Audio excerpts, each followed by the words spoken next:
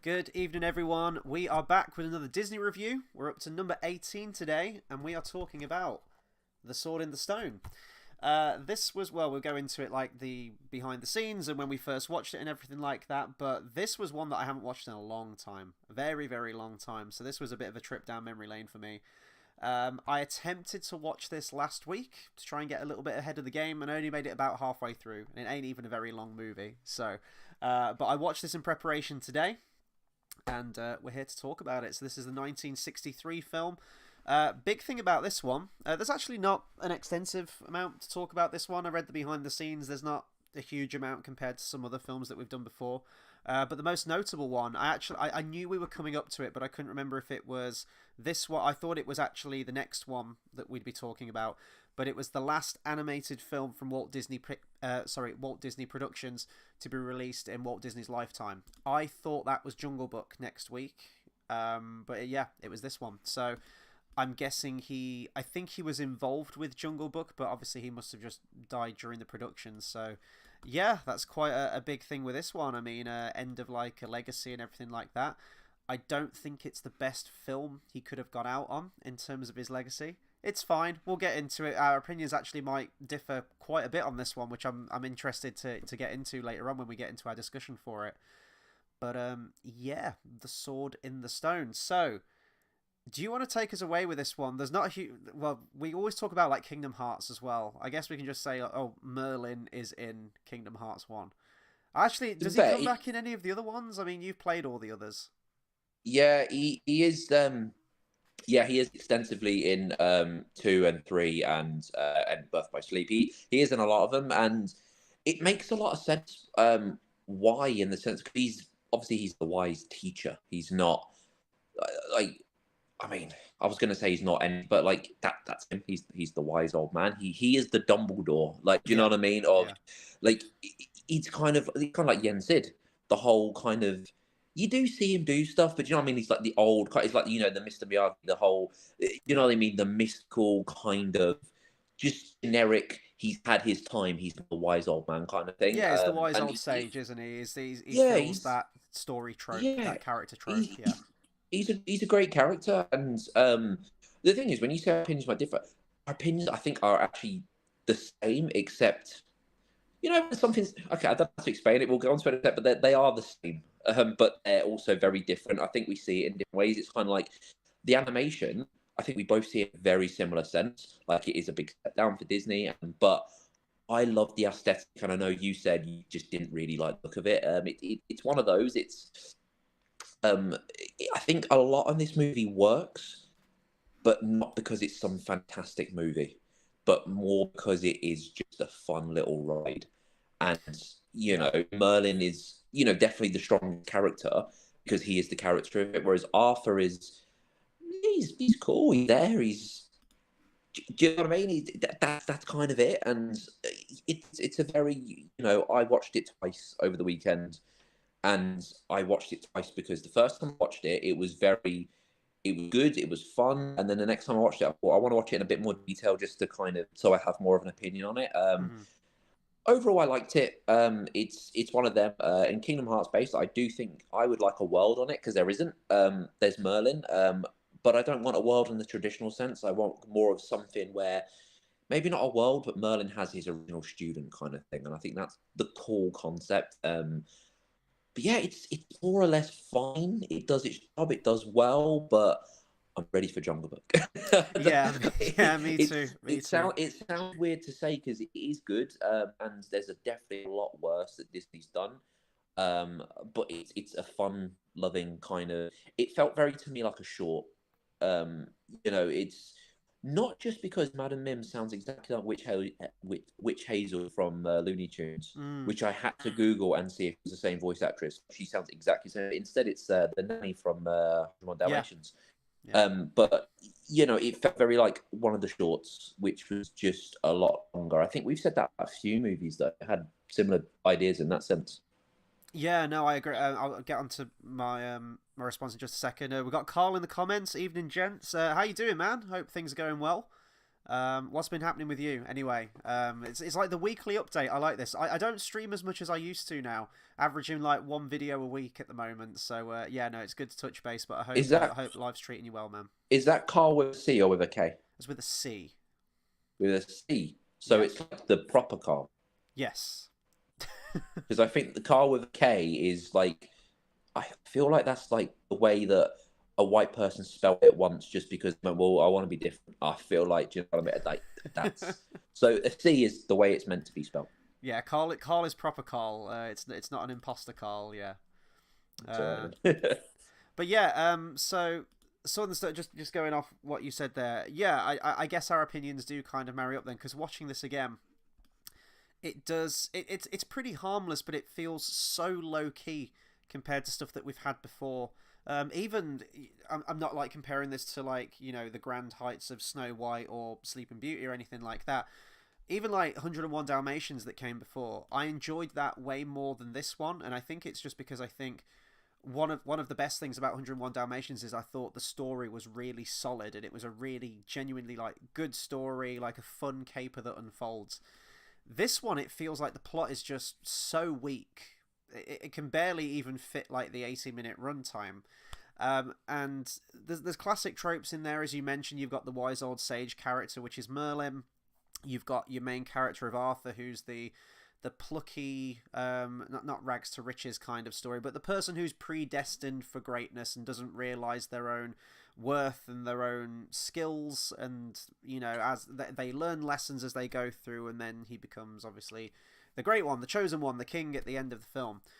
But I don't know, the ending just feels really anticlimactic, and I think the character of Arthur just really isn't that interesting to me, and that maybe part of that is down to the constant change of voice actor, so the personality of the character constantly shifts, and the voice is really distracting. We'll get into like the whole behind the scenes of that, because there was 3 voice actors for Arthur in this, and why they just didn't go back and re-record the lines with the voice actor they settled on is completely beyond me. There will be scenes in the film where Arthur's voice changes 3 times within the same scene, and it's wildly distracting. That being said, this was one that... go on, sorry. I was going to say, I wasn't really a fan of the voice acting in a lot of it, just because it felt very pushed. I don't know how to explain it. Like, a couple of times it should be very English, and a lot of times it felt very gimmicky. Yeah, well, that's the big thing. I think he's like the only character in it that's like really American, or at least the one where the accent comes through the most as broad American. And it's just, why didn't you just go for British? Everyone more or less was in the film, so yeah, it was kind of distracting. And I suppose you could argue where, oh, it kind of brings him to the center a little bit more, that he is talking with a different accent compared to everyone else, and maybe, you know, that makes him special and whatnot. But it ultimately comes down to, it was the director's sons, and they were there, and they were chosen and related to the director, so of course they're straight in the movie. Carl says, always with a C, never, and I mean never with a K. To be fair, he's doing good. That is good, because if you sometimes spell with a C and sometimes with a K, that would be weird. That would, actually, you should do that. That's what I would do, just to confuse people, just to fuck with people. You should do that. 50-50. Just if I spelt my name Chris with a K, I feel like that would look very sort of Russian or European, you know, Chris with a K. Sometimes I like to spell my name with a D, just because, you know, why not? Because you should change it up. Just throw a different letter in there. Throw like an X in there somewhere, or a Z. I really would. That being said, this film, though, I remember, I do have like a lot of fond memories of watching this film as a kid. I don't think I had this on video. I bought it eventually. I got most of them on video eventually. But I don't know if this was just on the TV quite a lot. I remember it being sort of like a Sunday early afternoon kind of movie, and I'd watch it occasionally and it would be on. My favourite scene as a kid was still my favourite scene in watching it today. I thought it was the most creative scene, it was the most fun scene, and it was the scene that actually held my attention and had a lot of fun with. And that's when, as soon as Madam Mim gets introduced and you have the wizard's duel and they're turning into different animals and it's really creative and it's really fun, I would rewind that scene constantly. So I must have recorded it off the TV, I guess, because I remember rewinding it and watching it a lot. I adored that scene, and I thought she was fun, and that was the moment in the film where I thought, oh my god, there's some life been injected into this film. Because before that point, you have different scenarios, and Arthur's a fish, and then he's a squirrel, and it's fine, and he's a bird. But then as soon as you hit Madam Mim, and I guess she counts as the villain of the film. She's kind of a weak villain. She only shows up for that one sort of like extended segment, but it is the highlight of the film for me. In a way, isn't that kind of like Oogie Boogie? He's not really in it much. Yeah, I guess so. He's the villain, but I didn't like that movie. So I know that's a hot take right there. Yeah, you're I not prefer a fan of this. Nightmare Before Christmas. I know. I prefer to the extent where I remember owning it and I lost it and I went, oh, thank God for that. Oh no. Well, another hot take. You also hate The Green Mile, which is probably in my top 10 favorite films of all time. It's very, very controversial. I do. I put them in a room with Cinderella, not the movie, the band. Put them in a room and just burn the room down, and I will be happy with that. So yeah, with this movie today, I couldn't get into it. I really wanted to, and I was watching it, and my attention was kind of drifting. I guess that's just something that's happened in my old age now with movies. I really struggle to focus on movies. It's like it was fine, but I didn't love this movie. And as you said, I'm thinking about the next one. I'm thinking about Jungle Book, and I think we're probably going to have that a lot as we go through these. I guess we've already had that before a little bit. I know we were really looking forward to Sleeping Beauty when we were sort of counting down the weeks. We were getting through those anthology films each week. Not the anthology ones, sorry, the package films. Trying to get through them so we got back to the features. And I guess the next one for me is going to be Robin Hood. I'm really looking forward to going to that one. And then after that, we're looking at Black Cauldron. Because that's the thing is, to go back to. I think the thing about this is I preferred not preferred, I don't know if that's the right word, but like, I like the aesthetic and I like the whole vibe of it, and I think that it worked. I didn't think there was anything wrong. Like the whole thing, it was just a fun kind of thing, but I don't think there was anything wrong with the aesthetic. I know you were very kind of like, the animation obviously being a step down was quite hard to watch, but I liked it. I did enjoy a lot of it, and I thought the setting was cool, and I thought what happened, the way it worked. It didn't feel very kind of like, why'd they do that? I think it all worked together as a movie, but nothing is memorable. That's the issue. Yeah. Merlin is as a character, and the whole pulling the sword from the stone is, but pulling the sword from stone isn't unique to this movie. Do you know what I mean? It's kind of like having I don't know, I'm trying to think of an example, but like, I don't know, something where having a talking dog is memorable. It's like, that's cool, but it's not the only thing that's a talking dog. Do you get what I'm saying? It's kind of like that. It's very fine and it's there, but I did like the characters, and I thought, the whole what's Arthur's brother's name? The dude with the but I can't remember his name. But leave it with me. Hang on, I will find it in just a second. K, isn't it? I think. Yeah, I think he's That's really weird because in my head it begins with a K. But he is, unlike anyway. Maybe sometimes, I was going to say, maybe sometimes he spells it with a C. You never know. But I think it's one of those where it's everything about it is good, but only to a certain extent. I don't think anything blows you away, and I think it doesn't make the movie weak, which is weird to say because I don't think it ever felt like it was meant to be more. It just felt like, cool, I'm ready for the next one. Yeah, it's just kind of fairly unremarkable, isn't it? I'll get to that point in just a second. Carl's asked actually a really, really good question here. He says, not to take you off topic, but in your opinion, what does Disney need to do to recapture the magic of the older animation? Ooh, that's a very good question. Do you want a truthful answer? Yeah, always go for it. Yeah. Stop going woke and trying. I think, on a serious note, stop trying to do things, because at the end of the day, right? Remember Princess Jasmine, Lilo, all that. Like, they're not necessarily white people, but they never tried. And it's the same with like, what's Lilo's sister called? Nani. That's how you say, isn't it? Yeah. She wasn't this thin kind of. She was curvy. She was this like. They weren't trying to do anything, and yet they managed to capture something that was cool. I think Disney just needs to stop trying to do things that are just forceful. Like, this is a good point with this movie. I don't think it ever tried too hard to do anything. And it's okay not to have a movie that was, oh my God, this is amazing. It's okay to have a cool it's like the movie got mixed reviews, but it did really, really well. At the Yeah. moment, Disney are trying to do well and trying to push for something and just getting crap reviews and not doing well. I think just have a movie that is released for the sake of being a fun movie. It's kind of like, remember we reviewed The Dirt, and we obviously had a critical opinion on certain things in comparison to the book, but overall it was a form of media that was cool, it was fun, Hmm. nice, next. Yeah. And I think that's what they need to do. Yeah, I mean, Disney really aren't doing well at the moment. Their last few original films that they've done, Wish was their recent one, which I haven't seen actually, so I can't really give an opinion on it at all. I remember seeing the early trailers and thinking it looked interesting, but then I've seen reviews for it saying that, you know, it's filled with the message, to quote the critical drinker, and all the stuff that we come to expect from modern day Disney. And the one they did before that as well, Strange World, which lost loads of money, and that is all about the message. I have seen clips from that film. I have seen, even just watching the trailer for that film, you know exactly what you're getting in for. If we look at the history of the company real quick before I answer that question, this is going to sort of like help my answer. You're right out of the gate.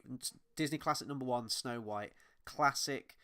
A fairy tale that, you know, everyone knew. Actually, I don't know how many fairy tales people know now. I don't even know if fairy tales still get taught in school, or if parents are still reading, you know, bedtime stories to their children of classic fairy tales.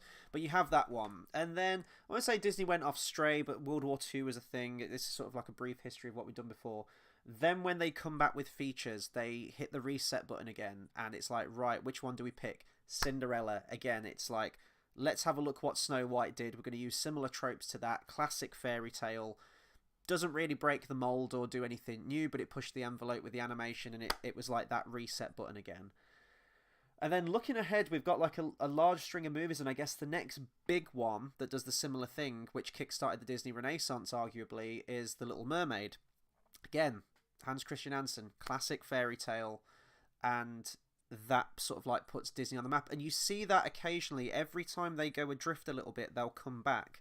Maybe you could argue that that was Tangled, or maybe you could argue that was Frozen. And I'm not even a big Frozen fan, but you can see why it's sort of dipping back into some of those classic tropes. But a lot of them are just, I think it's a systemic thing. I think it is just the people that are running the company at the moment and making the decisions and pushing for certain political things to be in the film, when they should just be focusing on telling entertaining stories, just classic traditional stuff. I think we just need to dip our toes back into the traditional realm of storytelling. Some people can say, you know, in the meta sense, in the modern sense, oh, this isn't as engaging, this isn't as complex, this isn't as self-aware and everything. I'm like, not everything needs to be.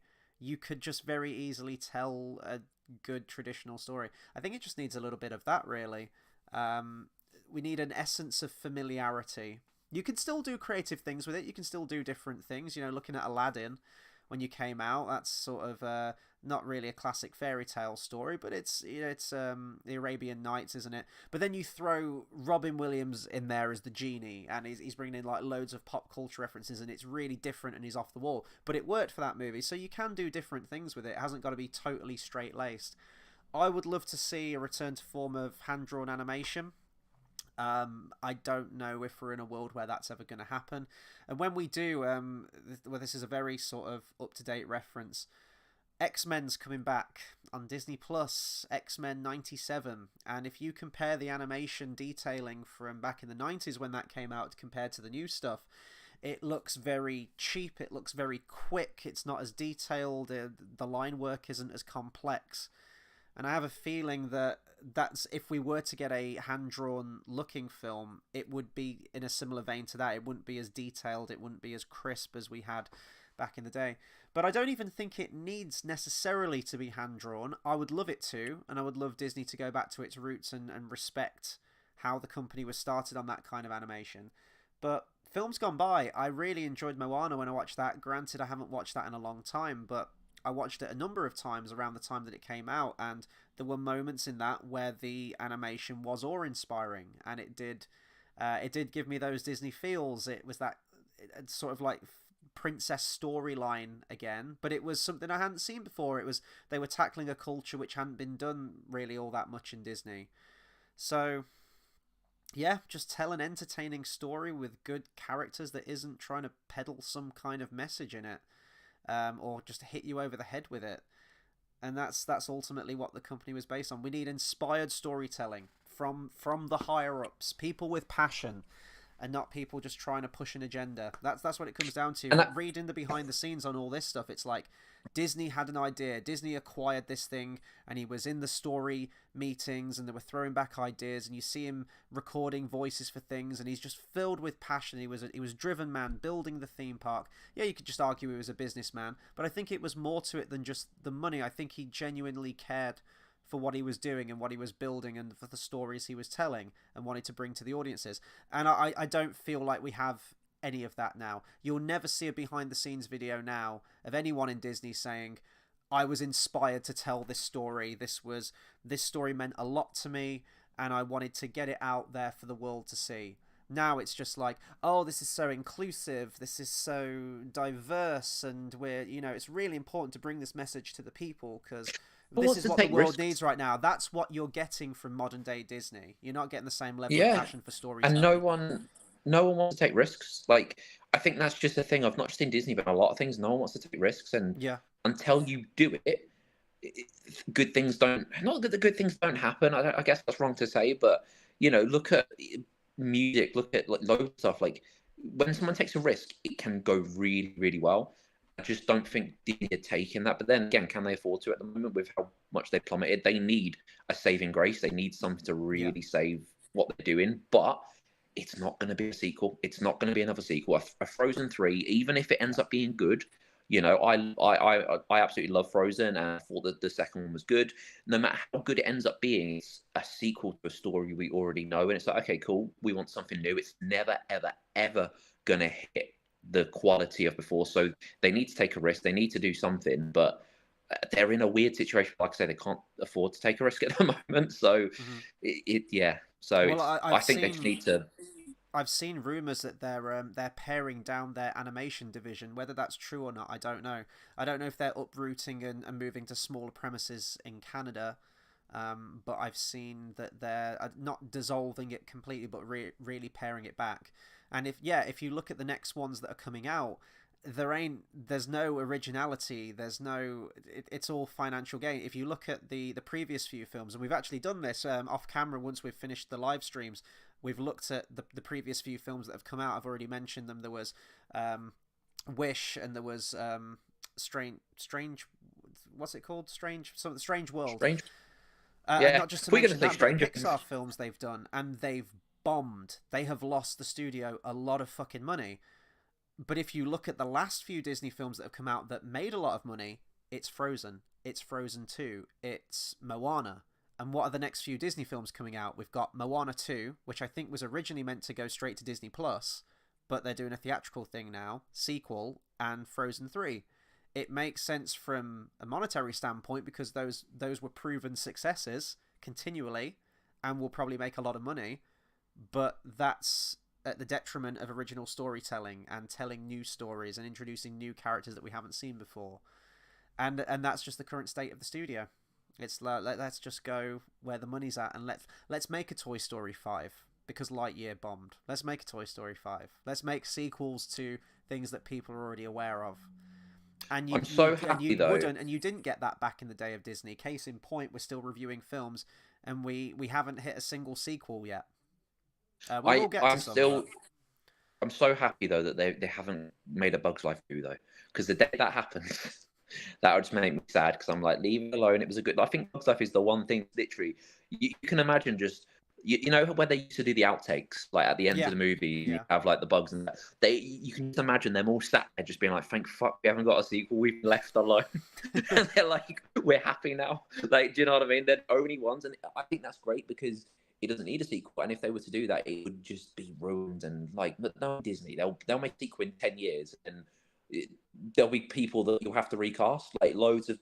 And it'll just be shit. But like you say, it's sequels are where the money is because it's a safe bet. It's like, we know it makes money. So let's do another one. And who's not going to watch a Frozen 3? Who's not going to watch a sequel to something they love every single time? Like, it's guaranteed to make money. So yeah, we're going to see a lot of sequels, and nothing's ever going to hit that until they take a risk, which give it 15 years at least. I don't see it happen anytime soon. Mm-hmm. Yeah, it's just the state of the company at the moment. It's really sad.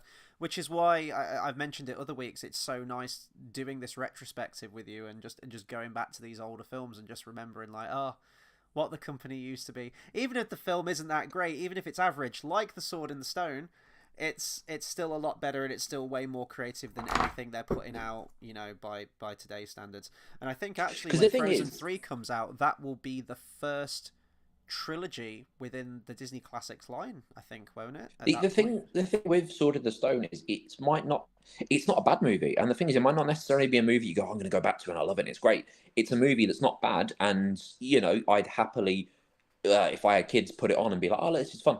But when you get you know what I mean, you'll enjoy it rather than, why would I put that on shit? Like, I mean, you don't get that with this, and I think that's the great thing. A lot of it is it's just a fun watch, but it's sad that there's not more to say about that in this aside from it's fun. You know what I mean? It's a weird one, but I think the legacy of it is mainly because of Arthur pulling the sword. I think that has a big impact of what happens makes it such a legendary thing, rather than like Frozen, great movie, and I think it's a better movie overall. It's A Girl in the Snow, whereas this, he pulls the sword from the stone, it has a legendary like, oh, this would be cool, but I don't know. Do you get what I mean? Mm-hmm.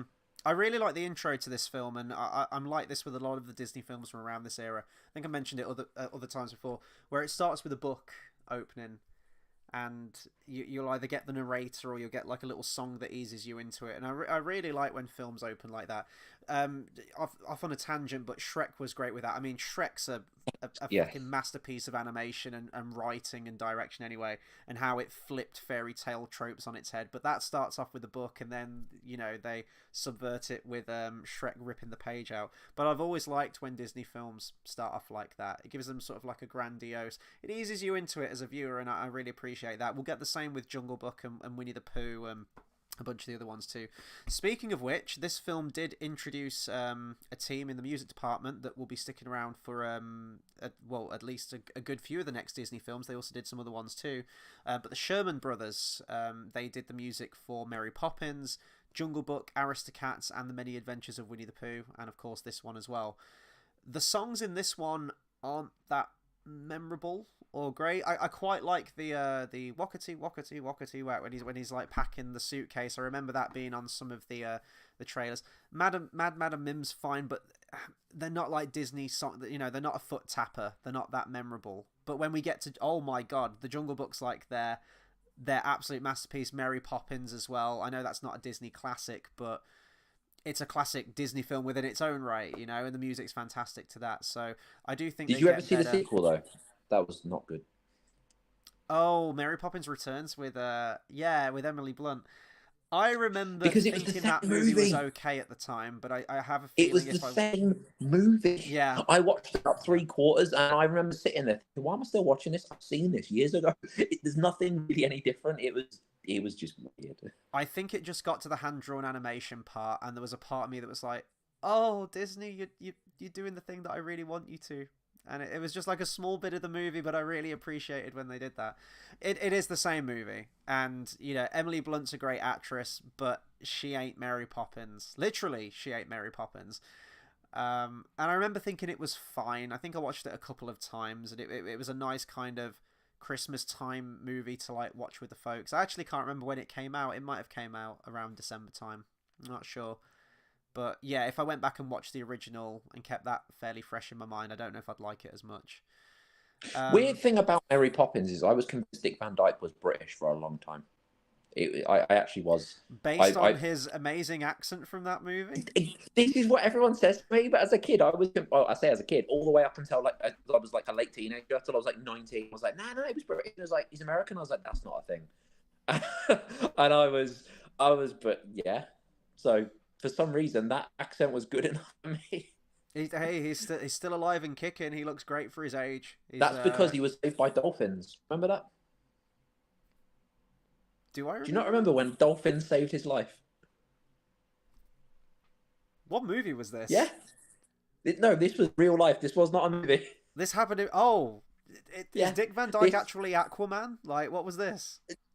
So it was like, hang on, I'm just gonna literally find exactly. I don't want to get Ha- it wrong, but basically, I'm he literally gonna was. type into Google Dick Van Dyke Dolphins, and we're gonna So see. that yeah. So basically, he was like a big. I think he like was on like a lilo or something. He drifted out, and dolphins pushed him back to shore. Like Porpoises.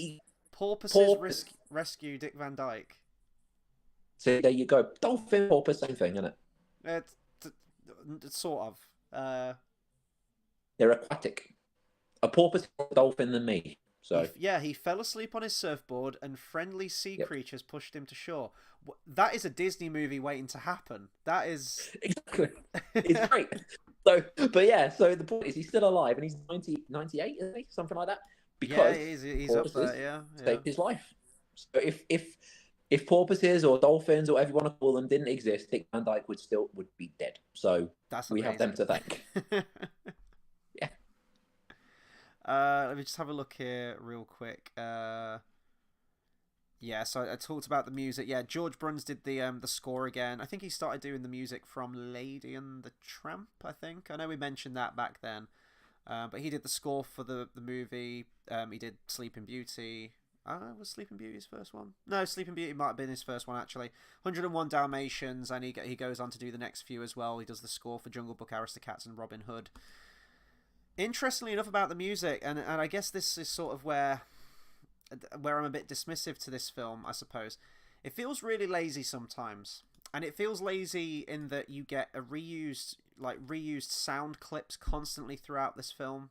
There's Arthur's little noise he makes when he falls off something, which I actually feel like they reuse in Jungle Book as well for Mowgli at some point in that film, where he goes like whoa, what, whoa, when he like falls off something. That's used about 4 times in this film, exactly the same sound bite.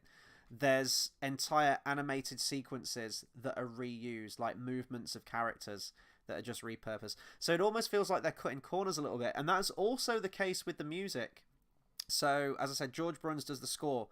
There's like a bit of sad music that I always feel is part of the Jungle Book, and it's probably just because I watch the Jungle Book more than all of these films, and maybe it works better in that movie. Maybe it's a more emotionally driven part of that film, so it stayed with me more. But that little excerpt of music actually came into it in 101 Dalmatians. It was used in this film when he's like really sorry for himself, and he's like washing the dishes and stuff in the dungeon, in the kitchens in this film. That same music is used in Jungle Book. I swear to God, it's probably used in Robin Hood as well. It's like, George, like, write a different piece of music, please, for the love of God. But there are some. I don't know if it's again just laziness in the music and the score writing, or if it was a nice little nod to this. When Madam Mim turns into the purple dragon, you get the same music from Sleeping Beauty when Prince Philip's fighting the dragon Maleficent. It's exactly the same score during that scene. So I don't know if there was, we got dragons and we're gonna do like a fun little thing and use that little soundbite of music, or maybe George Bruns was just really uncreative and was like, I can't think of another piece of music to To be write for a fair, dragon battle, so I'm just gonna use the to same be one that I fair, got. Desmond Child does that a lot, doesn't he? He did. Desmond Child does do that a lot, yeah. Yeah, he did. You give love a bad name, and what are the other ones? We had a list, Yeah, wasn't he's it? done at least 3 that I know of that all sound the same. So Yeah. Bon Jovi's "You Give Love a Bad Name" sounds exactly like Bonnie Tyler's "If You Were a Woman and I Was a Man," which sounds exactly like, and I can't remember the name of the artist, but the song's called What King and "Kings and Queens? Queens," isn't Ava it? Yeah, Max. That's that's yeah, it. the exact same song. It works. It's not. To be fair, it's I want to say it's not a bad thing. It is when you look at it. You're like, come on. Like if it was me, I'd be like, I'm going to stop writing the same song. But it works, doesn't it? So So how about you chuck a different chord in there, Desmond? No, you're onto yeah. a winning formula. Okay, you stick with that. You milk that for all it's But worth. the funny thing is, these people that do it, they're very good, and they do write loads of stuff. It's not that they only write one song. Oh, we live the legacy. They do loads of different stuff, but Mm-hmm. they go, but we'll do it again because we Yeah. can, and that's it. But that's I think the great thing. I think that's why it becomes not dismissive. That's the wrong word, but why it becomes acceptable because when they write up a piece of music just as great, it's just they go, oh, we can use that again, Yeah. but we'll make it work. You know what I mean? It's like likable people that do it rather than someone that just one thing. But yeah. I was just looking at the characters in this film as well, if anyone was worth noting. And I guess this was this his Disney debut? I want to say it was. You had the voice actor Sebastian Cabot. He plays Sir Ector in the movie. He's also the narrator. And as soon as I heard the voice, the narrator, I was like, I've heard that voice in other Disney films. And I was like, closing my eyes and I was trying to remember all the other Disney films. I was like, where have I heard that voice? And he plays Bagheera, and he's also the narrator in The Jungle Book. And his final ever film role was in 1977. He's also the narrator for The Many Adventures of Winnie the Pooh. He's got a great voice, and yeah, he plays Sir Ector in the film. I think my favourite character, we've already kind of mentioned it, is Merlin. I think the voice actor's great. I think he matches the mannerisms. I love the look of the character as well. It's very iconic to this film. Yes, but you know what's funny? Well, it's not funny. I don't think funny is the right word. But the guy that voices Merlin, Carl Swenson, he died in the end of 1978. And you know, I was thinking about that because he died in October. And I thought, you know what? At least got to hear Van Halen's first album because that came at the beginning of the year and he died at the end of the year. So at least there's that. It's a happy note. That might be my favourite reference yet. That was you told me it was deep cut. I didn't realise how deep that deep cut was going to be, but that was great. Oh yeah. You got to outdo yourself next week for Jungle Book. I don't know where you're going to go with that one, but I'm sure you'll find a way. You always do somehow. I know. I've got another. How many to do? 50 something. So yeah, a lot. But you're doing well so far. You've always got material for it. I think when all this is said and done, and I've got a stupidly long amount of time on my hands, if I ever get that, I want to download all of these reviews that we've done, and I want to just scroll through them and find all of the Van Halen references during the review, which probably means rewatching all of these streams again, and just do like a compilation video of you just talking about Van Halen all the way throughout these. Do you know what? I think did I mention it last time? The ironic thing is they were signed to Warner Brothers, which is Disney's rival. Oh, really? No, I didn't know that. Yeah, that's the ironic thing about it. Other characters, as I said, Mad Madam Mim's great. I love the Wizard Duel. That really perks the film up for me. I always remember the squirrel part as well. I think definitely out of the three moments where they get transformed into something, the fish, the squirrel, and the bird, this one's probably the lengthiest segment, and I remember that being quite fun. I do like the segment with the wolf. That was kind of funny. It was kind of giving me Wile E. Coyote vibes a little bit, how he keeps trying to eat the main protagonist, and there's a lot of slapsticky kind of humor with it. I quite liked that. That was kind of fun. He looked very sick, you know, like really skinny. Yeah. I think he was done really well. It wasn't a case of big wolf. It was the case of he looked how you'd imagine he would probably look. Yeah, he was a hungry boy. He was a hungry boy. Probably a little less scary than the one from Peter and the Wolf in was that Melody Time? Or was that Make Mine Music? I think it was Make Mine Music, wasn't it? I was sat there doing this last night to myself, going, which one was the one I preferred? I could, because Make Mine Music. They were blended. It was Make was that Mine the Music. one that was we yeah. preferred. Yeah. Yeah, but they were. It's like you said before, going through them, they were quite nice to watch because I don't think without doing this I would have ever watched them in full. This is definitely giving me a different perspective on these, which is great. You know, that's what I was looking for going back to these, because growing up and just kind of all through my life, you jump around these films really haphazardly, don't you? And it's just like, oh, I'm in the mood to watch Lion King tonight. Boom, you throw that on, and it's like, oh, I'll throw Peter Pan on. Why not? But watching these in order, and especially reading the behind the scenes as well, and getting sort of a bigger picture of what was going on and how one project advanced into the next and when they were working on stuff. Yeah, it's given me a new appreciation for these movies and just like a different outlook on them, I guess, and sort of watching them in order. Maybe I am being more critical to some films that normally I would have loved. Like this film, for example. As I say, I don't hate this film, but I didn't enjoy this film anywhere near as much as I remember enjoying it as a kid. And I still think, even with 101 Dalmatians, Sleeping Beauty has ruined these films for me, because it was incredible. And like the animation and everything, like they poured a lot of time into the animation into that one, like maybe even more so than the story.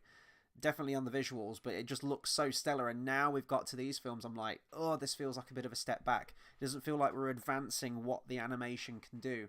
But there were some new animation techniques in this. There were. So we mentioned last time with 101 Dalmatians, they were using the Xerox method. It was a lot easier, it was a lot cheaper, and they could get films out a lot quicker. They continued that method with this one, where they were photocopying drawings onto animated cells. But they developed a new technique for this film called touch-up, where kind of cut out the middleman, I guess. It was created during the pre-production process to clean up animation cells.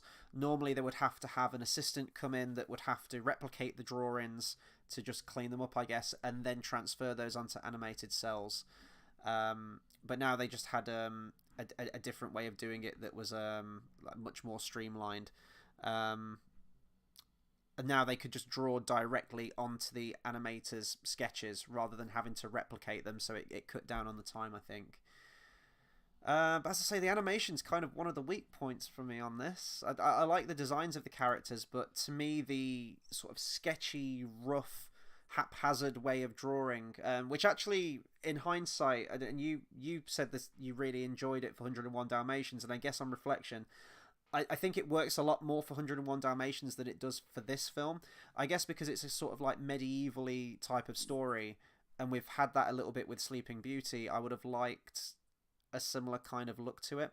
When the film starts off and you get the book opening and you get those medieval kind of illustrations and the way of the drawings, I was hoping it would go into something like Sleeping Beauty, where, as we mentioned, like the art direction in that was very much based off of medieval tapestry work and things like that. And you really don't get that with this one. So there isn't like a striking visual style to it. It feels very just, throw it together, keep the detailing to a minimum, and, you know, reuse animation cycles in it. I think it worked better for 101 Dalmatians, 100%. It works so much better for that. But I like the aesthetic, and I think I just really liked the kind of with it with this. It's very it's like haphazard kind of, but at the same time, I like the whole style of the whole thing was going on. It did look quite just there, and I liked the whole vibe it gave off. But yeah, it was the weak kind of. I don't know when we get the next really good animation. Mm-hmm. Oh, when's the next one? Did you say? Or... Yeah, when's the next really good? Like, this is lovely. Like to look at. The one that breaks out from this kind of sketchy looking thing would be The Little Mermaid, I would say. I feel like this sketchy kind of style goes all the way up to Oliver and Company. Yeah, quite a while then. Yeah. We'll go into it more, but I know definitely around the time of maybe not Fox and the Hound, but definitely Black Cauldron, it was another one of those moments where it was like, this is make or break for the company. We're sort of on our last legs and we're losing a lot of money. I think that was around Black Cauldron kind of time, but obviously we'll get to that in a few weeks' time, and I'll have That's a great movie. There are actually I will probably watch that 5 times in a row. Yeah, oh god, I can't wait for that. We got John Hurt as the Horned King. Oh, it's so good. I love it. It's proper like sword and sorcery, isn't it? And that's, you know, Lord of the Rings fan. That kind of shit's like my bread and butter. Like I absolutely love that kind of stuff. So, yeah. So there were 2 films possibly in production. It was Sword in the Stone, or there was a film which some of the animation team wanted to work on called Chanticleer, which is a play, I believe it is, or a poem. It's about a rooster, and I don't really know much else about it other than that, to be honest. So that was in the June of 1960. It was announced that those were going to be sort of the next 2 animated projects that were in development, with Chanticleer and The Sword in the Stone. Around that time, it says that Disney's older brother, Roy O. Disney, was trying to tell Disney to just shut down the animation division, just, you know, get rid of it, because they weren't like massively successful or anything like that. But Disney wanted to keep doing it, but sort of like pare back the releases and maybe bring them out like once every 4 years, because I think he was still focusing on Disneyland, Disney World at this point, the theme park side of things. And apparently, like, a lot of the storyboards, there's some like really elaborate storyboards were getting done for Chanticleer. Like, production was moving quite fast with that one. That was being developed by Ken Anderson and Mark Davis, and I think they screened it to they like put together like a pitch presentation for it. And apparently a voice from the back of the room said, quote, "You can't make a personality out of a chicken," end quote. I refute that, because Aardman did it with Chicken Run, and Chicken Run is fucking brilliant. The sequel's terrible. I watched it at Christmas. The sequel is awful, but the first one's great. I've never watched the second one, and I don't plan to, because the first one was good. It's not good. It's really. Do you miss when sequels were good? Like Toy Story 2. Yeah, yeah, I remember being so hyped Shrek for that. 2, Yeah. Oh god, you know, Shrek 2, masterpiece. like Genuinely, like there was that's there yeah. was a time where sequels were good. Now you look and you just go, just don't make a sequel. Hmm. I think that's because a lot of things don't plan for the sequels, and it's a bit like, But yeah, Chanticleer was shit canned. I think Disney himself said that the problem with making a rooster a protagonist was quote, you don't feel like picking a rooster up and petting it. They could have made a rooster cute. What about that one in Moana? There was one in that. It was a bit I've not watched retarded, but Moana yet. you I've know, not watched Moana yet. there I will. There is a retarded rooster in It that is going to movie. be a first for me doing this, watching Moana, but I'm purposely saving it till we get to it because I don't want to. Yeah, I want it to be fresh. But I think the person who was like pushing for that Chanticleer movie was yeah, just sad to see it go, because he felt that that was the better movie of the two that the studio could put into production. He felt that that was more in line with Disney than what they had to end up going. Obviously, he had to relent in the end and had to go, okay, well, this ain't happening. The decision's been made. Let's work on Sword in the Stone. But I don't think he ever sort of like got over it. I feel like he really believed that Chanticleer was the way to go. So yeah, it's another one of those Disney films that will never see the light of day. Remember around the time of Zootopia when we were going to get, was it called Gigantic? It was going to be like another take on Jack and the Beanstalk. It was going to be a, I remember that was going to be a movie. You were going to have The Bow and the Bear was a big one, which I think eventually got reworked into Pixar's Brave. It used story elements from that. So yeah, it's just one of those Disney classics that never saw the light of day, I guess. I think the biggest fault of this movie is just the story is just really isn't engaging to me. I don't find it a compelling narrative, and I feel like the story is very weak and drawn out over the runtime. And there's no real scene that just inspires me, apart from the Wizard's Duel, as I've mentioned, where that's just a really fun, creative scene. But other than that, like Arthur himself, even when he pulls the sword out of the stone at the end, you're expecting it to be like this big, dramatic, climactic moment, and it just kind of ends. He's on the throne. He's like, I don't know what I'm doing, and Merlin's like, I'll teach you, and there you go. And then it's like the end. I was like, oh, okay. No, Like, I did expect a bit more of a I don't know what I'm doing. Then he has to fix the problem, and then there's this, and then there's yeah. like, but it wasn't, and it ended. You were like, oh, cool, right, I've got time for a cup of tea. Like, you know what I mean? Mm-hmm. It was one of those. But yeah, So yeah, the voice actors, three voice actors for Arthur. The first one was Ricky Sorensen, who entered puberty during the film's production. So they were like, "Shit, we need to recast." And the director, Wolfgang, is it Wolfgang or Wolfgang? I don't know. Reitherman. That's a great name. You don't fuck with anyone with a name Wolfgang. Like Jesus Christ. Wolfgang, that's Eddie Van Halen's son. It is. It is. They 2-for-1 special tonight, ladies and gentlemen. 2 Van Halen references there. Look at that. And speaking of sons, he decided to cast two of his sons in the role of Arthur. So you had Richard and Robert that were cast to replace him. The issue is none of them sounded like the original voice actor, and for some reason, like as I say, I don't know why they just didn't go in and replace. Just re-record the whole movie. I don't imagine a voice recording would take all that long to do. I don't know how expensive it would be, and especially if it was the director's son, I guess he could just get him in there on the cheap, you know. But like a day or two of recording, I'm sure you could have got all of Arthur's lines done in that time. It's just wildly distracting to me watching the movie. And I Do already you know knew what I about find? that before. I think I've seen reviews on that. I think Nostalgia Critic back in the day when I actually used to watch his videos did a review on it and pointed it out to me. But watching it again today, yeah, it's really noticeable. Do you know what I find relatable about Arthur when he's writing on the chalkboard and his writing looks crap underneath Mm. Merlin's writing? I find that so relatable because that's me. If I'm ever writing next to anyone, I'm like, I was like, I understand your horror. Or what? Just writing out letters, or just copying No, from no, no, someone? being a shit like at writing, like just you know what I mean. When you're like someone's got really nice writing, you're looking at it and it's just like, oh, he's a child, and I'm like, that's still me. Oh Age yeah, of yeah. 20 My minutes. writing's terrible. Yeah, Yeah, mine looks awful. Really, very really bad. relatable. Um, honestly, that's kind of all I have to say on the Sword and Stone. I mean, there's not loads of songs in this film, and we're kind of doing this, and I want to keep this going, especially when we get into the Disney Renaissance and it's basically like a Broadway musical. Do you have a favourite song from this movie out of all the ones in there? No, it's very. I'm trying to think of a movie to compare it to. Um, Kind of like Lady and the Tramp. It's very. There's nothing stands out. Obviously, then you had the whole, Siamese cats, but there's nothing like it's yeah. There's nothing that stands out. Kind of Cinderella, kind of like there is, but there's not. It's one of them really to me. I don't see it as a movie where there's music. Well, no, I do, but do you get what I mean? It's not. There's nothing that actually stands out. I don't think it would be fair for me to say that's a favorite. Yeah, I think Lady and the Tramp.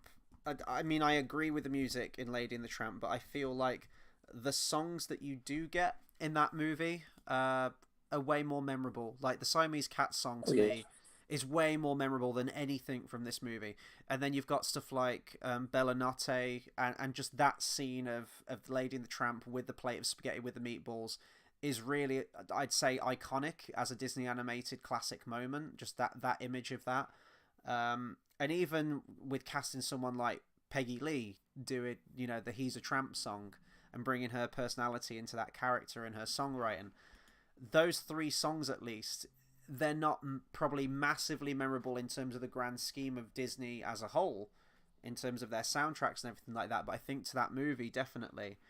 And there's at least moments that are quite iconic. Whereas this one, Higatus Figatus, it's a fun song in the movie, but shit, I'd completely forgotten about this song until I rewatched this film again today.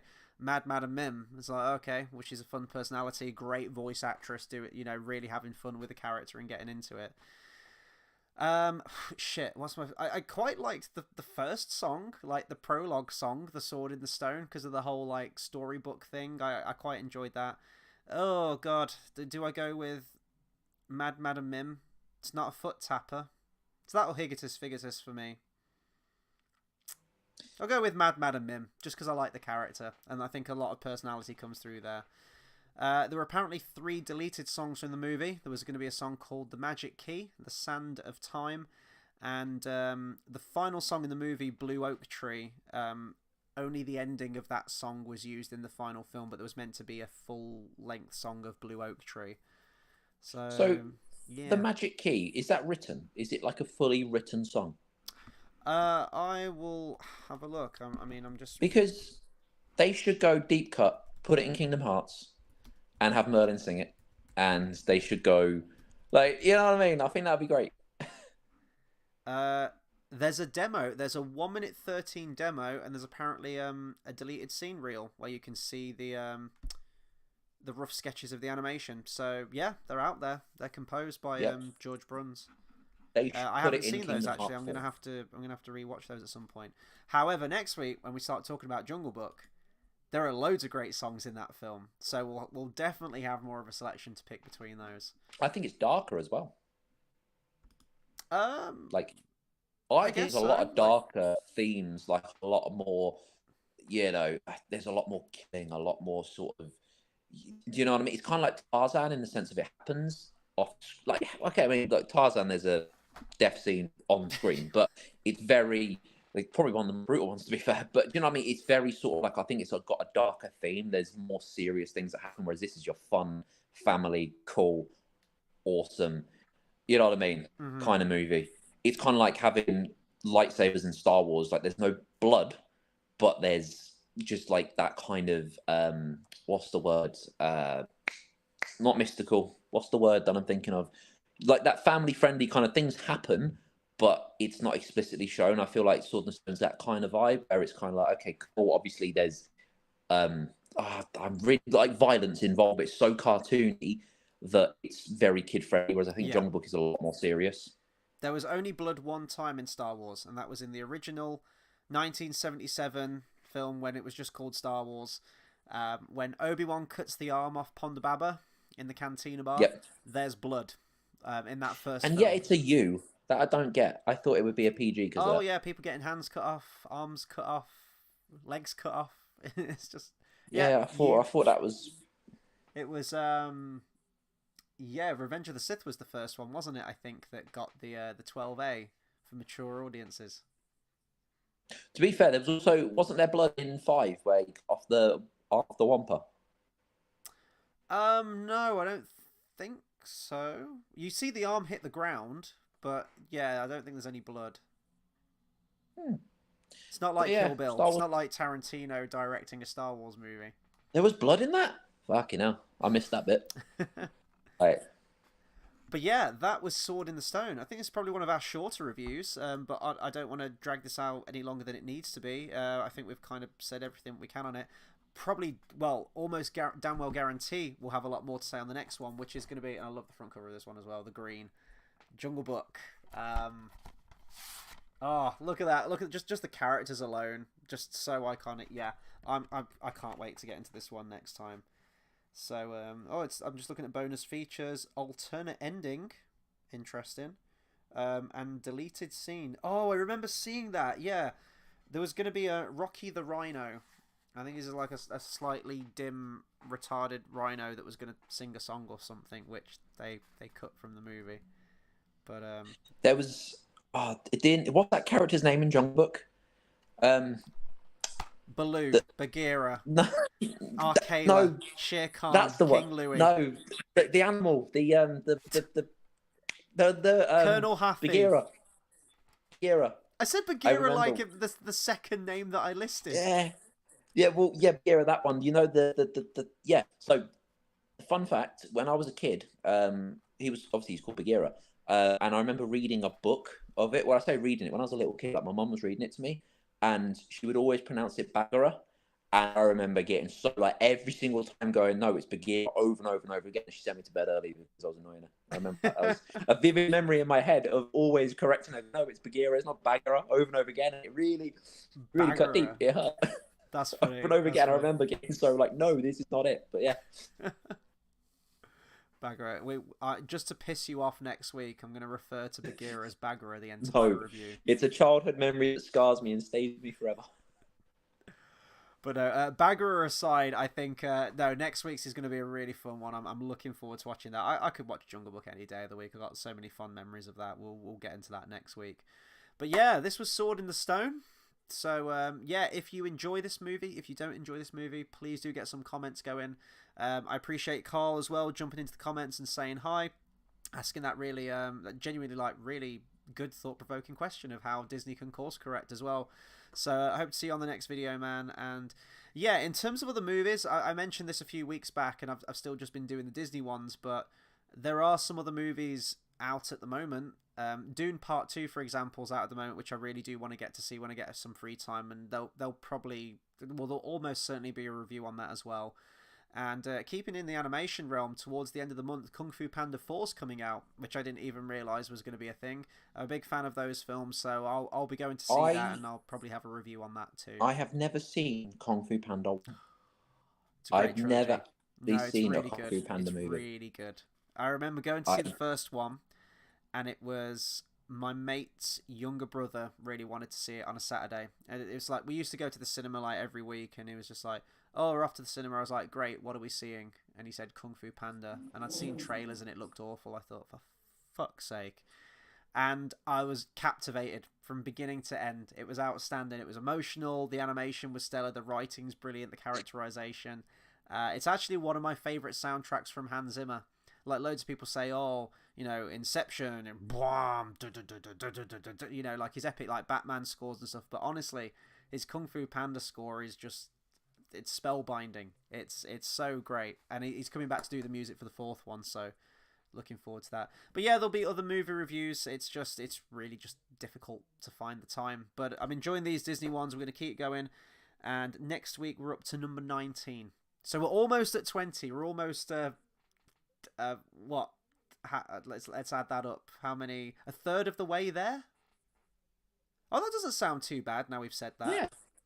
Yeah, it would be a third one. Yeah, that doesn't sound so bad. We're getting through it. So yeah, we'll be here next Monday. That will be the day after the Oscars, actually. I won't be live streaming the Oscars. I will say that now. So sorry if like people are expecting me to do that. I haven't seen any of the films of the Oscars. I've seen a few of the Best Picture nominees, and I'll probably try and cram some in when I can. But I've got a gig I'm going to a gig the night of the Oscars on the Sunday, so I won't be back in time for the Oscars to do a live stream or anything like that. And last year was a fucking tragic show anyway, and Hollywood just really pisses me off at the moment. So they will not be getting my viewership this year. So sorry if that annoys anyone, but maybe I'll do like an Oscars catch up at some point when I can get those movies watched. But yeah, we'll be here talking Disney next Monday. I think we need to review Wicked when it comes out, because Ariana Grande's in it, and I'm just gonna be like, this is the best thing ever since any movie. Oh god, I'm gonna have to buy a ticket to go and see Wicked. Oh no. It's gonna be great. It's gonna be amazing. Anyway, guys,